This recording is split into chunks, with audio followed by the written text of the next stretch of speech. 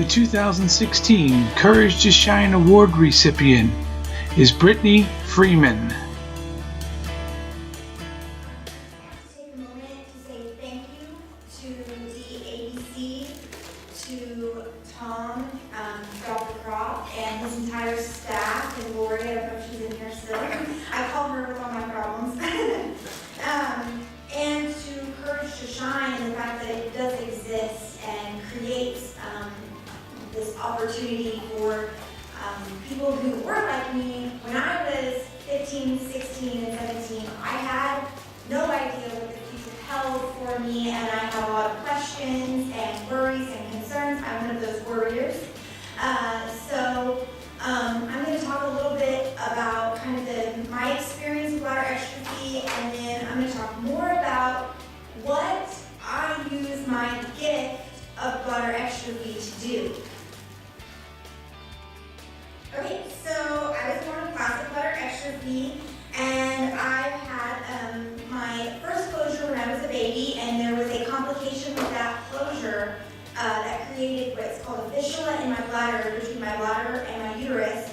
So urine continued to leak into my uterus after I had my closure. So I never had continence as a child at all. I always wore pull-ups or very big pads or something to try and protect me from getting wet. It still happened, and I had some embarrassing situations, of course. But one time when I was about 8 or 9, I started to get really sick. More sick than I'd ever been in my life. It went further with infection than I had ever gone. And we were getting really concerned that I might not make it much longer because of the infections. So my parents started rushing me around to different doctors trying to find somebody that could help. And finally, we were sent here to OU Children's Hospital and to see Dr. Rock and Lori. And it was kind of amazing because we walked into the doctor's office. I go in, Dr. Rock and Lori comes in, he looks at me for, I really think it was like 30 seconds, to be honest. He goes, oh, this is what's wrong, we're gonna do this, this, and this. Walks out, comes back, does it. I'm better in like 2 days after a year of being sick. And I'm kind of like, who is this miracle worker?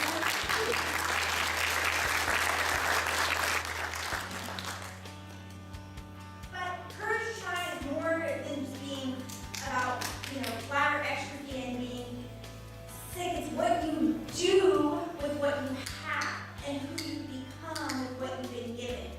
Like Cindy spoke about, you don't always choose what you get to live, but it's what you do with it that matters. My parents never let me consider myself as different, so that was such a blessing to me because I really tried to put myself out there and do everything, even things that people didn't want me to do.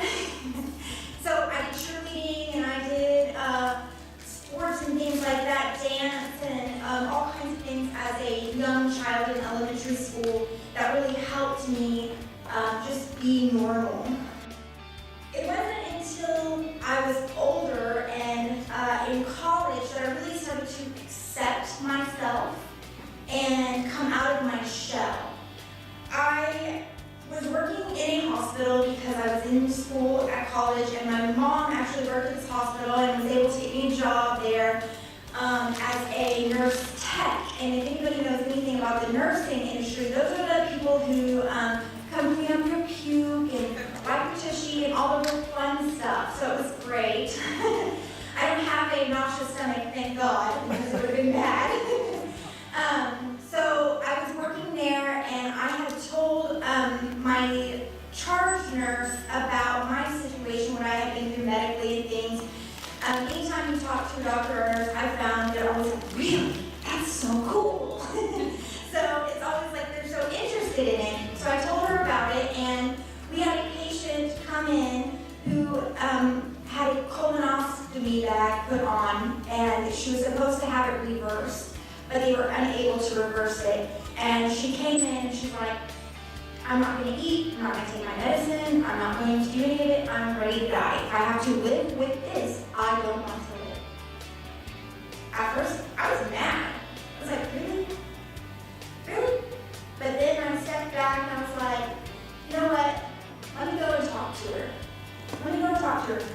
was 18 years old and embracing bladder extrophy and everything that went with it for really the first time.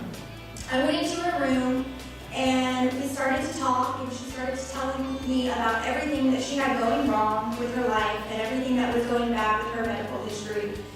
And I said, yeah, it's really hard. I'm so sorry for you. I said, you know what? I cath every single day. And she's like, you do it? And I said, yeah, I do. Every few hours I go to the bathroom and I take my medical equipment and I go and take care of this. I said, and I'm 18 years old. I said, I have my entire life ahead of me that I'm going to continue to do this. I said, I don't always feel well. Sometimes I don't feel good at all and I don't want to get up and I don't want to do stuff, and sometimes I'm sad, but I do it. By the time I got done talking to her and she got done talking to me, she looked at me and she said, you know what, Brittney, I think I want to eat.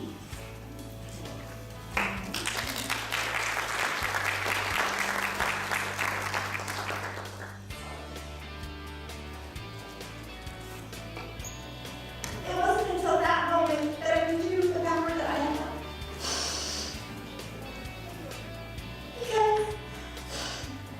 Because so many people can get that. They can't make a difference because they have something wrong with them. But it's the opposite. You make more of a difference because you have bladder extrophy. You're going to do more. Okay? So that's one of the times that I really used bladder extrophy as a light to somebody else, even if they didn't have the condition. Then this year, I had the experience of having a student come into my class, and they had Googled my name, and they come in and they said, hey, Mrs. Freeman, what's bladder extrophy? And I'm kind of like, oh, great. What am I going to say to this? And if any of you have 13-year-olds or no 13-year-olds, they don't let go of it. You're not going to get them to stop asking you. I was like, if I don't just go ahead and address this right now, he's going to come back tomorrow, and he's going to come back the next day, and it's going to be a huge issue. So I just kind of went, oh, yeah, I was born with bladder extrophy. How did you find out about that? And he's like, oh, I Googled your name, and I saw your Courage to Shine blog post. And I was like, I'm so glad this is a one-to-one school and all of you have computers. So, that he found out. Luckily, I'm not a shy person. I wasn't really too worried about sharing it. More than anything, you don't want to get too personal with your students. That's kind of the thing. You want to have that professional barrier between yourself and your students, especially in middle school. And especially in middle school boys. So, talking about my PP with my middle school boys was super interesting. So, I decided to just instead kind of gloss over that. I said, yeah, I have bladder extrophy, and I had surgery when I was a baby, and I've been through some things. I said, you know what, let me tell you what. I said, I've been through all of that, but I still accomplished every single one of my dreams. I said, and what do you have going on in your life right now? And he just kind of looked at me. I said, oh no, you don't need to get out of this. I just told you my entire life story. Now you have to tell me what's going on. And he said, well, my parents are getting divorced, and I'm probably going to have to move now. And I said, wow. I said, what do you want to do with that? And he said, I don't think I can do anything. I said, well, I didn't think I could do anything either. I said, I thought I was up against a barrier I couldn't break out of. I said, I have bladder extrophy, I've been sick, I have days that I face all the time that I don't want to get up and come to work. I said, but I do because it's my dream, and I'm going to do it no matter what. And the whole class kind of started talking about how they can overcome their issues instead of talking about just my issues. So I turned around a little bit, but that was able to tell them that no matter you can rise above your challenges and still reach your goals, no matter how hard they are or how far away they seem.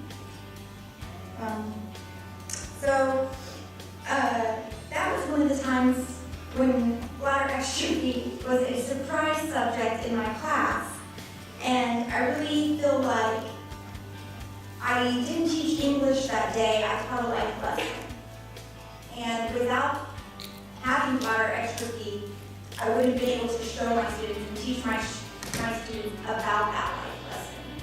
And so I'm so grateful that I do have bladder extrophy. Some people maybe aren't there yet. Maybe you're not to that point where you're just so grateful that you have bladder extrophy and that you have this condition. But you will get there, I believe that, because you're able to be here and you're going to meet so many people and you're going to get to go to places that you didn't even know existed, and you're going to learn so much from having bladder extrophy. And once you kind of start seeing that as your gift and not your problem, then your life's going to really change. When I was a child, I did call it my problem. I would say, do I need to tell people about my problem? What should I do? And now, looking back, I feel so differently about all of it that I'm like, it's really a blessing and not a problem. Yes, there are sicknesses, and yes, there are issues, and yes, there are problems, but overall, it's good. It's really good. I really believe that I was placed on earth with bladder extrophy because it's my job to make a difference through this condition. It's my job to tell people. It's not my job to hide it. My job is to use it for whatever way that I can to make people feel better about themselves, to make them want to eat that day, to make them know that they can overcome any obstacle, just like I did. I'm so thankful that I'm here today, one, because of Dr. Kraut's expertise and his staff and team, and because I have my parents and my family that refused to, give up and refused to let me give up. They wouldn't give up, and now I won't give up. There's always got to be a way to keep going, to continue, and to get better.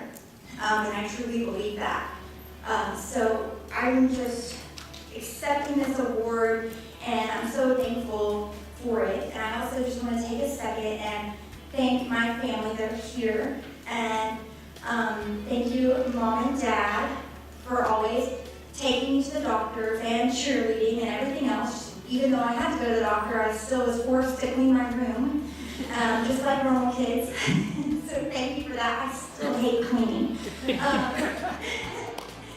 I want to thank my husband and my stepson, Trey and Donnie. Donnie, this man, stepped up and accepted me and all of that comes with it, everything that comes with it. There are a lot of things that as a spouse and as a partner, you don't know to expect. So I'm so thankful that he accepts me for who I am and loves me no matter what, even when I'm sick and grumpy. And my son too, they truly love me unconditionally, and that's just so amazing. And also my grandparent, my Nana's here. So I'm so blessed to have my grandparents and for them to be able to be here. And my Nana, anytime my parents would get on to me, my Nana would get me out of trouble. They'd take me over to her house, so thank you, Nana. She got me out to clean my room a lot. So, and also my mother-in-law and father-in-law are here. It's not very often that you have family that are like that, that they just show up for you even when they don't have to. So thank you guys so much for coming. And they brought my niece too. So I feel like I have an extraordinary life along with an extraordinary gift. And although sometimes we feel like it's a problem, I just want to leave you today with go continue to look for the way that you can make your problem a gift to yourself, a gift to others, and a gift to the world. Because you have to live with it,